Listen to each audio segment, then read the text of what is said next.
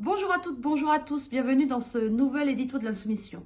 Ce week-end, le journal Le Parisien a révélé que sur 60 000 infirmiers et infirmières interrogés, 40% d'entre eux veulent jeter la blouse, quitter le métier après la crise du Covid.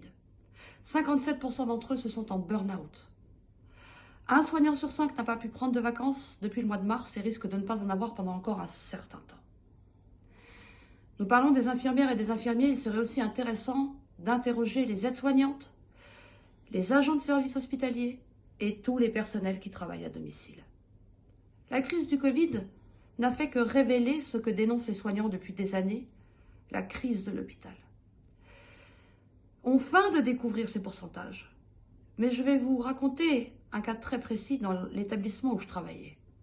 Il arrivait que le matin, nous ayons de nouvelles recrues qui enfilaient la blouse, qui toute la journée essayaient de s'occuper tant bien que mal des personnes âgées en courant dans les couloirs, et qui le soir, quand elles enlevaient la blouse, nous disaient « Je ne reviendrai pas demain, je ne veux pas être responsable ou complice de cette maltraitance, et je préfère aller travailler à l'usine ». Et c'est comme ça aussi qu'on a perdu des vocations.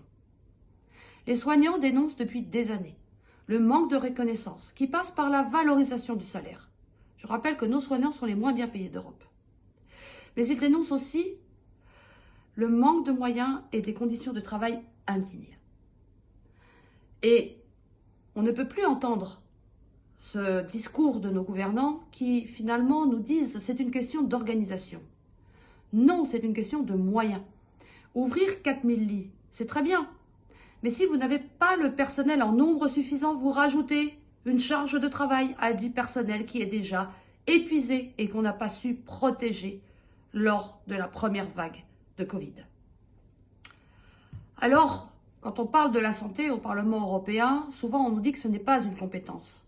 Mais indirectement, si, puisque sous la pression de la Commission, la santé est devenue une variable d'ajustement des budgets nationaux. Et les logiques comptables ont commencé à s'attaquer au nombre de lits, nombre de soignants et d'hôpitaux sur un territoire.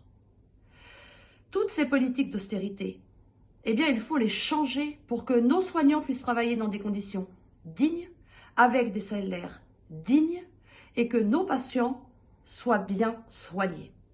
Il faut être force de proposition aussi.